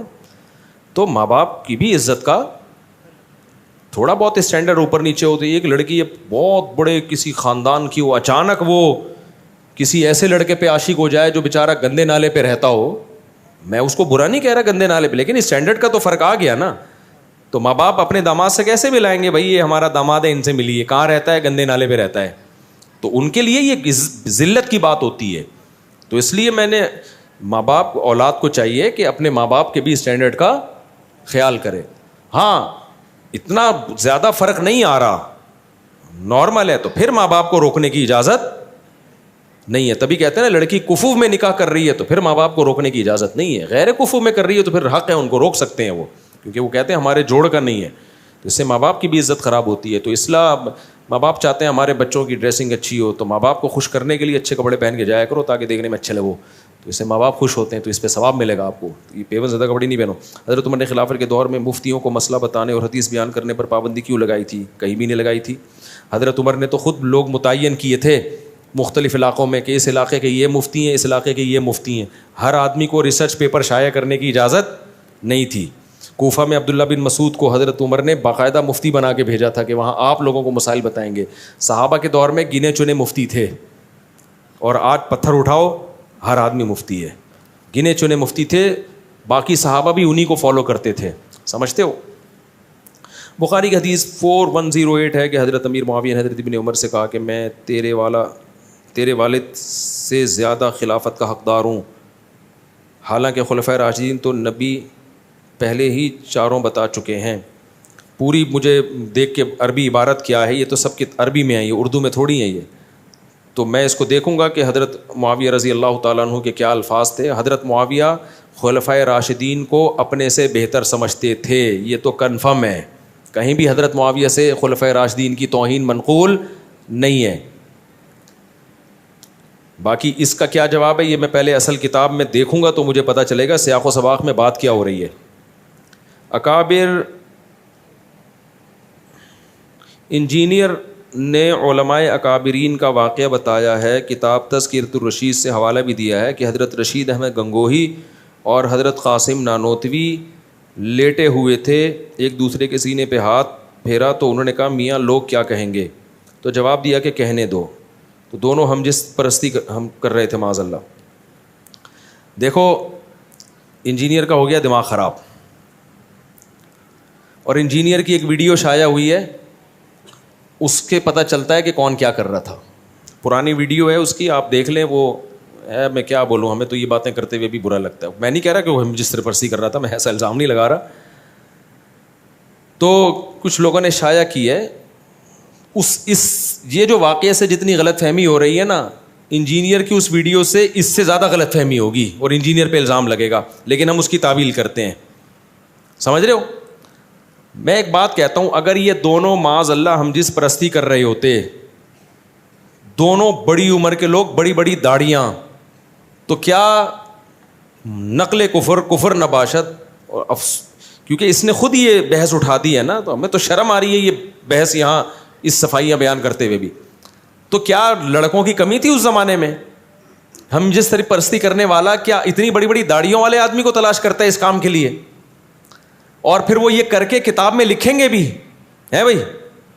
یہ خالصتاً ایک مذاق کا واقعہ ہے جو ان کے کسی شاگرد نے لکھا کہ دونوں لیٹے ہوئے ہیں, مذاق کر رہے ہیں ایک دوسرے کے, جیسے ہوتا ہے نا بے تکلفی کا مذاق لوگ کر رہے ہوتے ہیں, فحش مذاق بھی کرتے ہیں ایک دوسرے کے ساتھ بے تکلفی میں. وہ ایک محض مذاق کا واقعہ ہے. لکھنے والے کا مقصد یہ تھے کہ اتنے فری تھے کہ اس قسم کے فحش مذاق بھی آپس میں کر لیا کرتے تھے. اب لکھنے والے کی غلطی یہ ہے کہ یار اگر کوئی آپس میں اتنا بے تکلف ہے, اس طرح کا مذاق کر بھی رہا ہے, تو اس کو کتاب کی زینت بنانا بنتا نہیں ہے. وہ بے وقوف نے اس کو کتاب کی زینت بنا دی ہے. تو اس پہ یہ اعتراض بنتا ہے کہ یار اگر اس طرح کا کوئی مذاق کسی کے ساتھ کر بھی رہا ہے, میاں لوگ کیا کہیں گے, یہ مذاق ہے. تو اس کو کتاب میں لکھنے کی ضرورت نہیں ہے. لوگ کر رہے ہوتے ہیں, ایک دوست بھی ایک دوسرے سے مذاق کر رہے ہوتے ہیں, آج تو بڑا کہتے ہیں نا, بڑا آج تو بڑا چمکتا ہوا لگ رہا ہے, کاش تو لڑکی ہوتا میں تجھ سے شادی کرتا, یہ کہہ رہے ہوتے ہیں نا لوگ. یہ دوست احباب آپس میں مذاق کرتے ہیں, لیکن یہ مذاق ایسا نہیں ہوتا بیٹھ کے کتاب میں لکھ دو کہ حضرت جی فلاں موقع پہ فلاں کو یہ فرما رہے تھے. تو لکھنے والے کی یہ غلطی ہے کہ اس نے اس مذاق کے واقعے کو, بے تکلفی کے واقعے کو کتاب کی زینت بنا دیا. انجینئر کیا کچھ سڑا ہوا دماغ ہے, اس کے ہمیشہ اس سے گوبر ہی نکلتا ہے, منہ سے بھی گوبر. بعض لوگوں کے گوبر کا ایک خاص راستہ اللہ نے بنایا ہے, وہیں سے نکلے گا. لیکن کچھ لوگ ایسے ہیں کہ ان کے لیے وہ راستہ چھوٹا پڑ گیا تو منہ سے بھی گوبر نکلتا ہے. تو انجینئر اگر یہ اعتراض کرتا نا کہ ان کے مریدوں میں عقل نہیں تھی, ایک نجی واقعہ, محفل کا مذاق کا واقعہ کتاب میں لکھ دیا, تو ہم اس کو سپورٹ کرتے کہ واقعی صحیح کہہ رہا ہے یار, ایک بے تکلفی کا واقعہ تھا, کتاب میں لکھنے کی کیا ضرورت تھی. لیکن انجینئر کے چونکہ دونوں راستوں سے گوں ہی ہمیشہ نکلتا ہے, تو منہ کی بواسیر کہتے ہیں نا, تو اس نے فوراً اس پہ کہہ کے لونڈے بازی کر رہے تھے معاذ اللہ. تو خدا کے غضب سے ڈر. رشید احمد گنگوہی کے تقوی کے واقعات اگر میں تجھے سنانا شروع کر دوں تو بے ہوش ہو جائے گا, تو ان کی خاک کے برابر بھی نہیں ہے. قاسم نانوتوی رحمۃ, یہ مدرسوں کی بنیاد, پوری دنیا میں اللہ نے کام لیا. آج پوری دنیا میں امام حرم کا بھی بیان یوٹیوب پہ موجود ہے, اور میں تو دنیا گھوم کے آیا ہوں. مولانا طارق مل صاحب پوری دنیا گھومے ہیں. پوری دنیا میں آپ کو مدرسہ ملے گا نا, اس کے تانے بانے علماء دیوبند اور مولانا قاسم نانوتوی سے جا کے ملیں گے. اگر خدا نہ خواستہ وہ یہ ہوتے, اتنی اللہ ان کے عقیدت لوگوں کے دلوں میں بٹھاتا, ان کے شاگرد اتنی بڑی بڑی قربانیاں دیتے. تو ایک مذاق کا واقعہ, دو بوڑھے لیٹے ہوئے ہیں اور ایسے فری ہو رہے ہیں, ایک دوسرے سے مذاق کر رہے ہیں, تو بے وقوف کسی نے اس مذاق کو کتاب کی زینت بنا دیا. تو اسے نہیں پتا تھا منہ کی بواسیر بھی ہے بہت سے لوگوں کو, وہ بیٹھ کے اسی کو کیش کرائیں گے. تو انجینئر کو خدا کے عذاب سے ڈرنا چاہیے, جو لوگوں کی اس طرح سے عزتیں اچھالتا ہے, دنیا میں لازمی ذلیل ہوتا ہے وہ. تو اس کو چاہیے کہ تو سچی مچی میں نہ پکڑا جائے کہیں, صحیح ہے نا. میں الزام نہیں لگا رہا انجینئر پہ کہ وہ یہ حرکتیں کرتا ہے, نہیں کرتا ہوگا, ہم اچھا گمان رکھتے ہیں. لیکن جب کوئی کسی کا اس طرح سے مذاق اڑاتا ہے تو اللہ اس کو اس جرم میں مبتلا کرتے ہیں. اور اس کی ویڈیوز پڑی ہوئی ہیں, ہم تو پھر اس کی بھی تعویل کر رہے ہیں. نہیں کہہ رہا کہ یہ غلط حرکتیں کر رہا ہے, لیکن کسی نے بنایا یہی واقعہ کہ یہ میاں کیا کر رہے ہو, اس کو دیکھو اور اس سے پوچھو میاں تم کیا کر رہے ہو یہاں پہ. تو وہ ویڈیو تو ہم نے وائرل بھی نہیں کی. میں نہیں کہہ رہا اس میں کوئی غلط حرکت کر رہا ہے, لیکن آپ وہ ویڈیو دیکھو گے تو آپ کو پتہ چلے گا جو دوسرے پہ الزام لگا رہا ہے نا, اس سے زیادہ خود اس کے اوپر انگلی اٹھ سکتی ہے. سمجھتے ہو کہ نہیں سمجھتے؟ تو میرے اس بیان کے ساتھ کوئی وہ ویڈیو چلا دے, لیکن نہ چلائے اچھا ہے. ہم تو نہیں چاہتے کہ ایسی گند سوسائٹی میں پھیلے, لیکن یہ بہت زیادہ فری ہو رہا ہے, یہ بہت بکواس کر رہا ہے. اتنے بڑے بڑے داڑھیوں والے آدمی یار, جن کے ہزاروں مرید ہوں, لاکھوں دنیا ان پہ عاشق ہو, اور پوری دنیا میں انہوں نے دین کا کام کیا, وہ ایک بے تکلفی کا ایک مذاق کر رہے ہیں. تو ٹھیک ہے, یہ مذاق نہیں کرنا چاہیے ان کو, اس لیول کا مذاق نہیں کرنا چاہیے. یہ بھی نصیحت کی جا سکتی ہے, اور اگر کر لیا ہے تو لکھنا نہیں چاہیے, یہ بھی نصیحت کی جا سکتی ہے. یہ نہیں کہ ان کو لونڈے باز کہا جائے معاذ اللہ. لڑکوں کا, وہ لڑکے کرنا ہوتا تو اتنے بڑے بڑے بڈھوں کے ساتھ بستر پہ نہیں لیٹے ہوئے ہوتے وہ. تو اس کو ہو گئی ہے منہ کی بواسیر, سمجھ رہے ہو. وہی بات ہو گئی نا, مرزا غلام احمد قادیانی کا مناظرہ, اس کے کسی مرید کا مناظرہ ہو رہا تھا عطا اللہ شاہ بخاری کے ساتھ رحمۃ اللہ علیہ. تو عطا اللہ شاہ بخاری رحمۃ اللہ علیہ نا, تو وہ دلائل دے رہے تھے کہ حضرت عیسیٰ علیہ السلام تو ماں کے پیٹ جو پیدا ہوئے تو ماں کی گود میں بولے ہیں. تم کہتے ہو کہ یہ مرزا غلام احمد قادیانی عیسیٰ ہے, تو یہ تو ماں کی گود میں نہیں بولا. تو قادیانی نے بولا کہ اس کی کتابوں سے دکھایا کہ مرزا نے دعویٰ کیا کہ میں ماں کے پیٹ میں ہی بولتا تھا.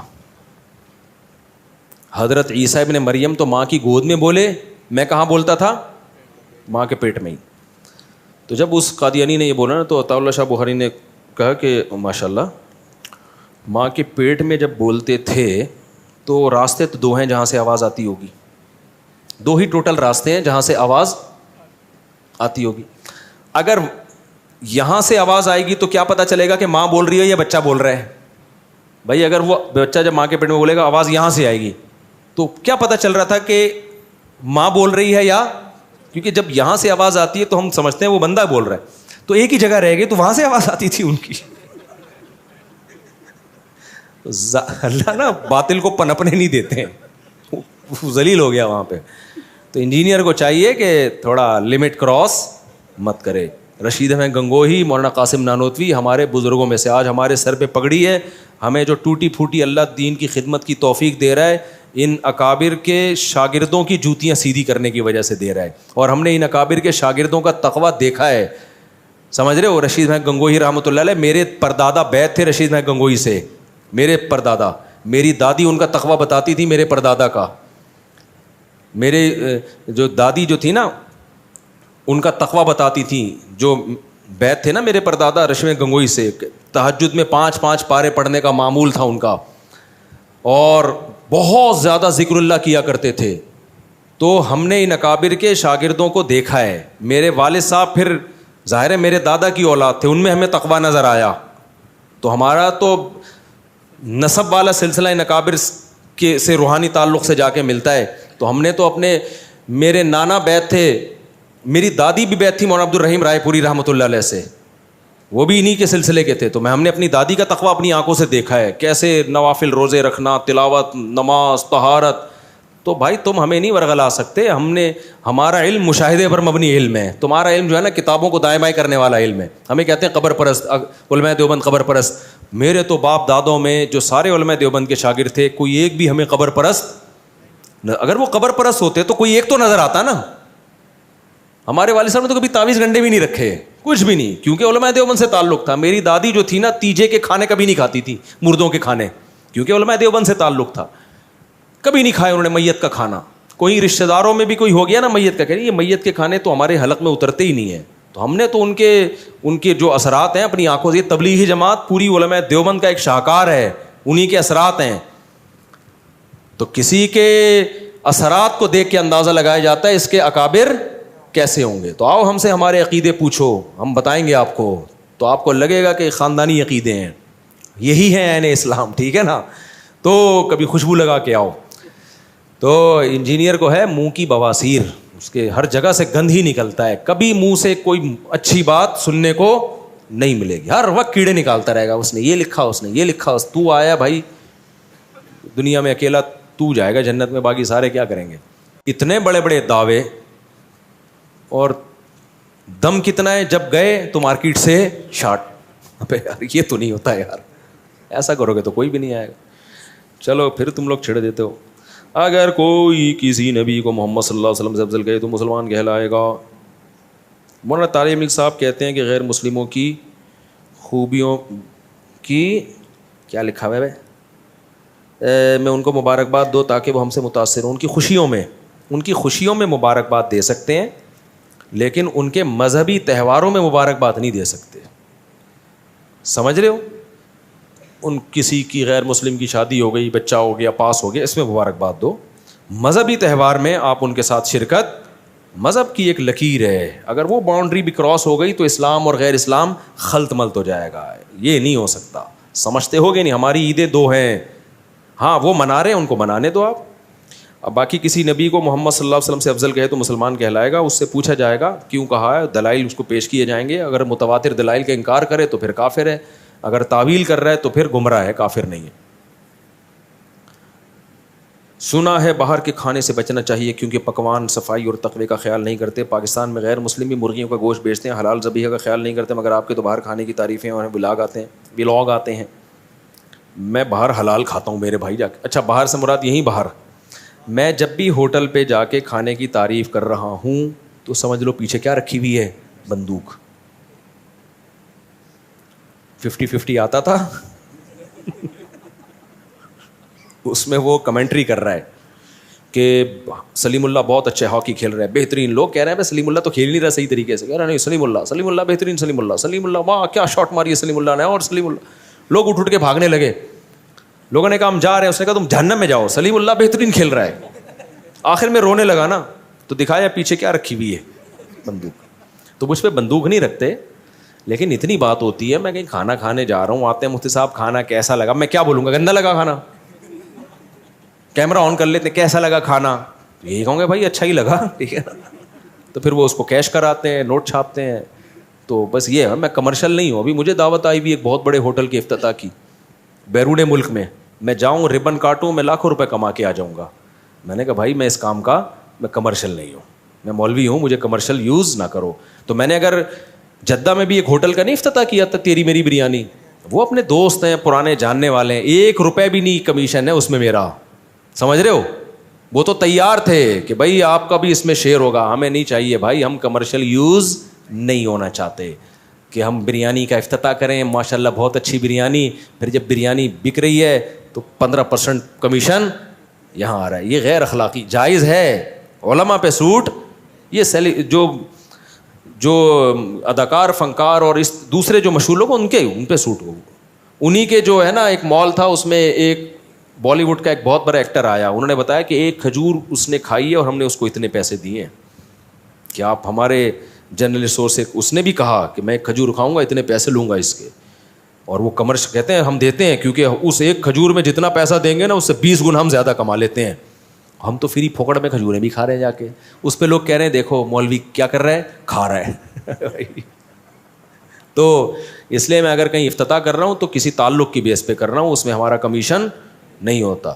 تو وہ چونکہ دوستی تھی ہم نے کاٹ دیا جا کے. تو اس کے یہ ہوا کہ اخلاقی طور پر ایک بریانی کی پلیٹ ہمیں فری میں مل گئی.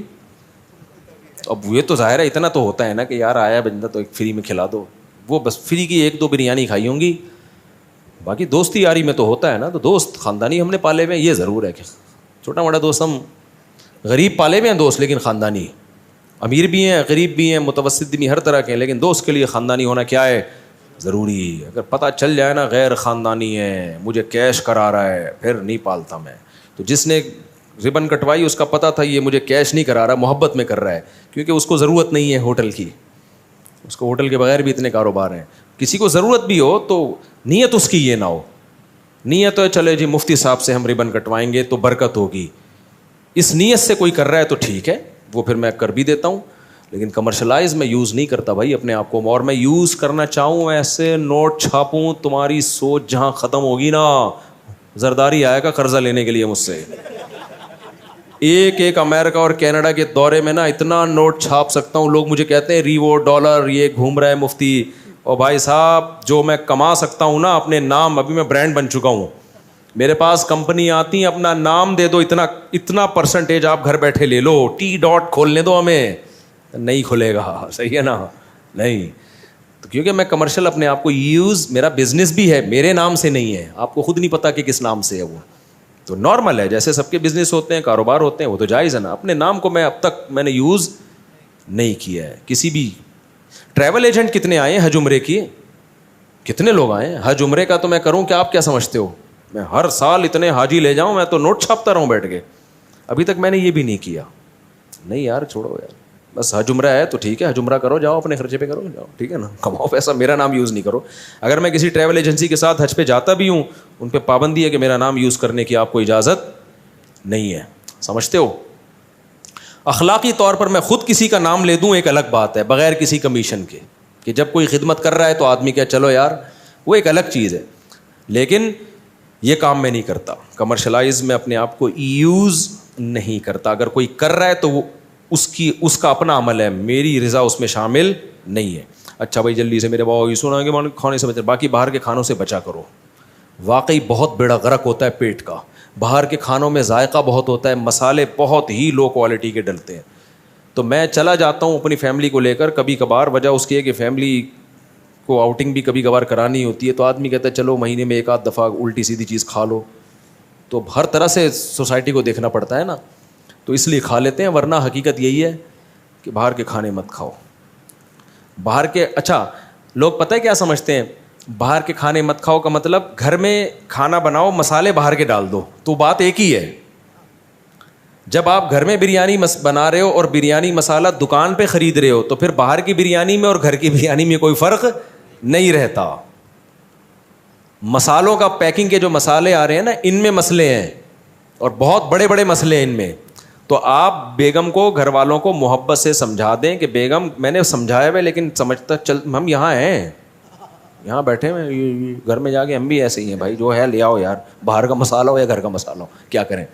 تو لیکن اگر سمجھا دیں اور بیگم سمجھ جائے تو اس کو بتائیں کہ دیکھو بیگم, باہر کا بریانی مسالہ پیکنگ کا لینے کے بجائے آپ یوٹیوب پہ سرچ کرو بریانی مسالہ بنانے کا طریقے لکھے ہوئے ہیں, چند ویڈیوز دیکھو, کوئی اچھی لگے تو وہ اس پہ ٹرائی کرو, وہ مسالہ گھر میں بنا لو. اس میں وہ ٹیسٹ نہیں ہوگا, تھوڑا سا ٹیسٹ میں کمی ہوگی, لیکن صحت کی خاطر وہ ٹیسٹ کی کمی برداشت کر لو. گھر کا مسالہ جب بنا ہوا ہوگا نا, وہ ہوگا گھر کا کھانا. اگر باہری کا مسالے لے کے ڈال رہے ہو تو پھر باہر ہی جا کے کھا لو آپ, پھر کوئی فرق نہیں ہے, پھر اتنا زیادہ فرق نہیں ہے.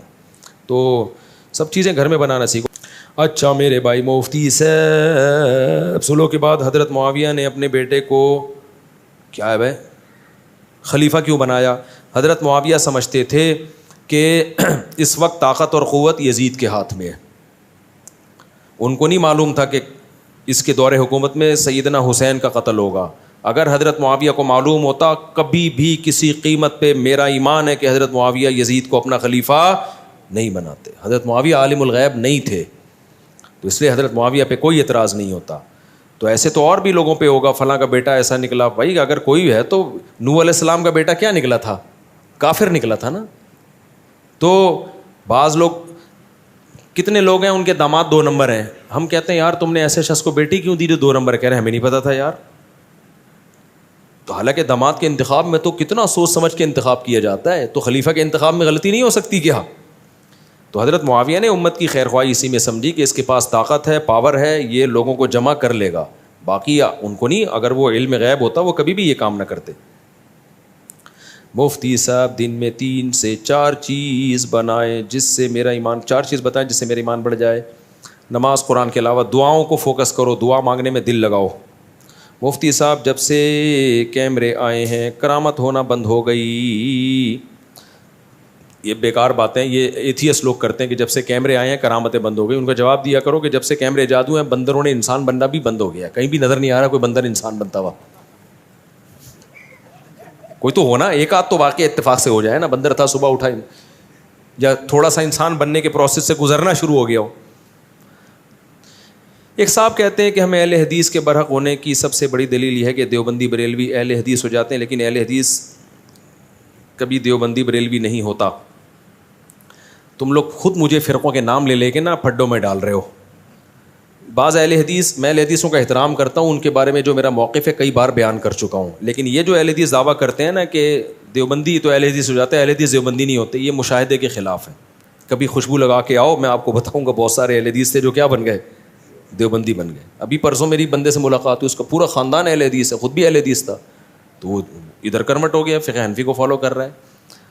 تو یہ, اور ایسے بھی ہوتا ہے کہ کچھ ادھر چلے جاتے ہیں. تو ایسے نہیں کہ آپ کو جب تک نالج نہ ہو آپ بیٹھ کے دعوے کرتے رہو. ہم نے کسی عالم سے سنا ہے کہ اگر کوئی صبح کی سنت پڑھ رہا ہو اور اسی دوران جماعت کھڑی ہو جائے تو وہ نماز توڑ کر جماعت سے نماز پڑھے. نہیں, ایسا نہیں ہے بھائی, فجر کی 2 سنتیں مکمل کر لے. مفتی رشید احمد خورشید صاحب نے اس پہ کلپ بھی ریکارڈ کروایا ہے, میں بھی کسی وقت کلپ ریکارڈ کروا دوں گا. اگر کسی اور ملک میں جنگ ہو جیسا کہ فلسطین میں, تو ہمیں کہاں جانا چاہیے؟ ماں باپ کی اجازت ضروری ہے, اور اگر خدا نخواستہ ہمارے ملک میں جنگ ہو, اپنے ملک میں جنگ ہو, تو کیا ماں باپ کی اجازت ضروری ہے؟ ہم نے سنا ہے کہ اگر اپنے ملک میں جنگ ہو تو ماں باپ کی اجازت ضروری نہیں.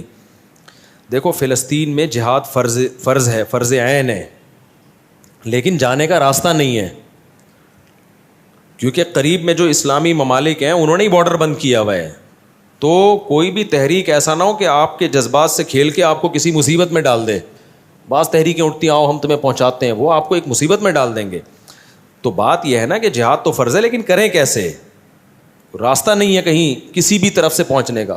لوگ یہاں سے افغانستان جاتے ہیں, وہاں سے ایران نکلتے ہیں, ایران پکڑ لیتا ہے ان کو, افغانستان پکڑ لیتا ہے, تو کہاں سے جاؤ گے آپ؟ یا تو سلیمان علیہ السلام والا جن منگواؤ, وہ آپ کو اٹھا کے اندر رکھ کے آ جائے, پھر آپ جاؤ. پھر ماں باپ سے اجازت بھی ضروری نہیں ہے. باقی اپنے ملک پہ کوئی غیر حملہ کرتا ہے تو پھر جو ملک میں دفاع کرنے والی عسکری قوتیں ہیں, اگر وہ کمزور پڑ جائیں اور وہ مطالبہ کریں عوام سے کہ تم بھی لڑو, تو پھر عوام پہ بھی فرض ہو جائے گا. بس کرو یار, بہت زیادہ ہو گیا, جلدی سے بس یہ نمٹا دیتے ہیں یار. غلطی سے کسی کو قتل کرنے کی کیا سزا ہے؟ دیکھو آپ مار رہے تھے, بلی لگ گئی کس کو؟ انسان کو, اور مر گیا, تو اس کی سزا یہ ہے, سب سے پہلے بات دیت.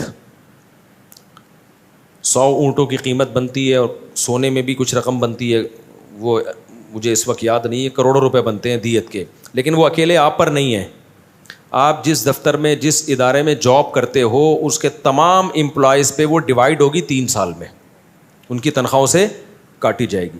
جو قتل خطا میں جب دیت دینی پڑتی ہے تو جہاں آپ جاب کر رہے ہو جس بھی ادارے میں جس بھی کمپنی میں, ان لوگوں پہ ڈیوائڈ ہوتی ہے وہ جو آپ کے ساتھ مالی معاملات میں شریک ہیں. سمجھتے ہو؟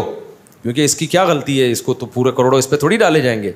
تو وہ ہر مہینے سعودی عرب میں یہ پورا سیٹ اپ موجود ہے. سعودی عرب میں کوئی قتل خطا ہوتا ہے تو وہ سارا جو ہے نا ان کے عاقلہ پر دیت, ان کو عاقلہ کہتے ہیں, ان کے عاقلہ پہ دیت آ جاتی ہے اور وہ مقتول کے وارثوں کو مل جاتے ہیں. اکیلے قتل کرنے والے پر نہیں آتا کیونکہ جان کر نہیں کیا, جیسے ایکسیڈنٹ میں بندہ مار دیا. اس پر جو سزا ہے کہ دیت ہوگی جو سب میں ڈیوائڈ ہوگی, خود اس اکیلے پہ نہیں ہوگی. اور دوسری ہے 60 لگاتار روزے, یہ آپ کو خود رکھنے پڑیں گے تاکہ آئندہ آپ گاڑی چلانے سے پہلے احتیاط کریں. تو 60 روزے لگاتار. وہ جو صاحب آئے تھے نا یوں کر کے, ان سے بندہ بائک پہ یوں اور گیا تھا, میں نے کہا دیکھ لو اگر وہ مر گیا ہے نا تو 60 روزے آپ پہ لازم ہیں. غلطی کس کی تھی؟ رانگ سے آپ جا رہے تھے. میرا خیال ہے اللہ نہ کرے کہ وہ مرا ہو بھائی. اچھا بھائی, سلام کے بعد عرض گزارش ہے کہ مجھ سے بہت ساری نمازیں قضا ہو گئی ہیں, نامعلوم اس کی ادا کیسے کریں. گوگل پہ جائیں, یوٹیوب پہ میرا ایک کلپ ہے, سرچ کریں قضائے عمری ادا کرنے کا طریقہ, اس میں پورا طریقہ لکھا ہوا ہے. میری والدہ کی وراثت میں کس کا کتنا حصہ ہے؟ بھائی مجھے کیا پتہ کتنے وارث ہیں آپ کو. والدہ کے والدہ زندہ ہیں یا نہیں ہیں, ان کا بیٹا بیٹیاں ہیں یا نہیں ہیں, شوہر ہے یا نہیں, تو اس کے بعد ہی بتایا جائے گا. صرف والد کی وراثت میں کس کا, جتنا والدہ کی وراثت میں ہوتا ہے اتنا ہی والد کی وراثت میں ہوتا ہے, کوئی فرق نہیں ہے اس میں. اچھا بھائی, کچھ مسئلے کی نماز جنازہ میں ہاتھ چھوڑ کر سلام پھیرنا, جب سلام پھیرنے کا وقت ہے تو ہاتھ چھوڑ دیا جاتا ہے, جب دائیں بائیں سلام پھیرتے ہیں, کیونکہ قیام کی سنت ہے نا, قیام ختم ہو گیا.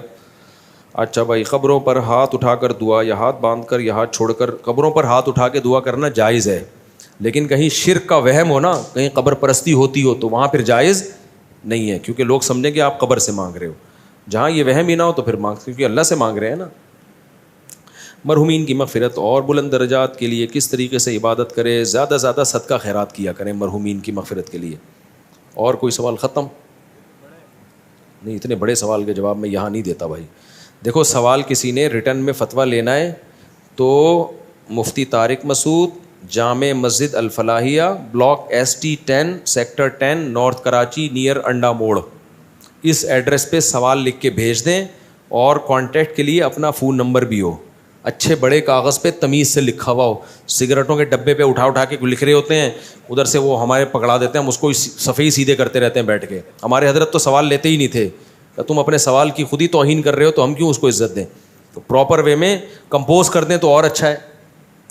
تو پراپر ویسے ہم نے کمپوزر رکھا ہوا ہے, اس کو تنخواہ دے رہے ہیں ہم, تو سوال آپ کا کمپوز ہوگا تمیز سے, پھر اس کا جواب لکھا جائے گا, اس پہ فتویٰ ہوگا, اور کوئی پوچھنے کی چیز ہوگی تو کانٹیکٹ نمبر پہ رابطہ کر لیں گے, اور اسی میں جوابی لفافہ بھی ڈال دیں تو اور اچھی بات ہے, تاکہ ہاتھ کے ہاتھ وہیں پوسٹ بھی کر دیں اس کو, ورنہ لفافے کا خرچہ بھی ہمیں کرنا پڑے گا. ایک گزارش ہے کہ بیان کے ختم پر ایک تشکیل کر دیا کریں کہ میں کل سے کون فجر کی نماز پڑھے گا, پھر 5 وقت کی نماز کی پابندی کون کرے گا. بالکل اچھی بات ہے یار, یہ ہمیشہ ہونا چاہیے. اتنے عرصے سے آ رہے ہو, نمازیں ہی نہیں پڑھ رہے, تو شادیاں لگے رہتے ہو بس ہر وقت بیٹھ کے. ابھی تو میں سفر پہ جا رہا ہوں, واپسی پہ دوبارہ یاد دلائیں. مفتی صاحب آپ خیریت سے ہو گئے؟ دراصل میں نام نہیں بتانا چاہتا کیونکہ میرا سوال کچھ ایسے, میں پوچھنا چاہتا ہوں کہ میری بہن کے شوہر 2 سال پہلے کسی لڑکی سے بات کرتے تھے اور میری بہن کو یہ اچھا نہیں لگتا تھا, اور وہ انہیں کہتی تھیں کہ آپ ان سے رابطہ ہمارا کرا دیں. میرے 2 بھائی یہ کہتے تھے, وہ میری کزن ہے. ابے اتنا لمبا سوال لکھ کے بھیجا یار, دوسرا پڑھ لیتا ہوں, یہ مختصر ہے. یہ والا آپ جو ہے نا وہی طریقہ کر لیں, پورا جمع کرا دیں یہاں پہ, تسلی سے بیٹھ کے پڑھ لوں گا میں, پھر اس کا جواب لکھ دوں گا یا فون پہ ہی جواب دے دوں گا. میں ایک بریلوی لڑکی کو پسند کرتا ہوں اور وہ بھی کرتی ہے, اور یہ بات ان کے گھر میں بھی پتہ ہے. بریلویوں کو نہیں پتہ ہونی چاہیے, اگر پتہ چل گئی نا کہ بریلوی لڑکی کسی دیوبندی کو پسند کر رہی ہے, کہہ رہے ان کے گھر کو بھی پتہ ہے, مجھے بھی پتہ ہے, پتہ ہو, لیکن بریلویوں کو پتہ لگ گیا نہیں چھوڑیں گے تمہیں وہ. اور یہ بات ان کے گھر میں بھی پتہ ہے, لیکن وہ بریلوی عالمہ بن رہی ہے اور کہتی ہے کہ آپ صلی اللہ علیہ وسلم مانگ سکتے ہیں دعا, آپ سے دعا بھی مانگ سکتے ہیں, اور بھی ایسی چیزیں. کیا ابھی ان سے امید رکھوں یا تعلق چھوڑ دوں؟ ان کو بریلوی علماء ہی کے فتوے دکھا دیں آپ. بہت سے بریلوی علماء کہتے ہیں نبی سے مدد مانگنا جائز نہیں ہے, انہی کے اپنے فتوے موجود ہیں. اور ویسے بھی جب وہ عالمہ بن رہی ہے تو قرآن میں جگہ جگہ وہ خود پڑھ لے گی وَمَن يَدْعُ مَعَ اللَّهِ, جو اللہ کے علاوہ کسی کو پکارتا ہے تو اللہ نہیں چھوڑے گا اس کو. إِيَّاكَ نَعْبُدُ وَإِيَّاكَ نَسْتَعِينُ, اللہ ہم تجھی سے مدد طلب کرتے ہیں, تجھی کو کی عبادت کرتے ہیں, تو اور کیا رہ گیا. تو اس کو آپ یہ سمجھا دیں, سمجھ جائے تو شادی کر لیں, نہیں سمجھ جائے تو چھوڑ دیں اس کو. سمجھتے ہو؟ کیونکہ پھر جو اللہ کے علاوہ کسی اور سے مدد کا قائل ہے, تو چاہے وہ دیوبندی ہو, چاہے وہ اہل حدیث ہو, چاہے وہ بریلوی ہو, اس کا تو عقیدہ ہی ٹھیک نہیں ہے. پھر اس سے نکاح کرنا جائز, نکاح ہوگا ہی نہیں, منعقد ہی نہیں ہوگا یہ نکاح. چلے بھائی کافی ہو گیا میرا خیال ہے.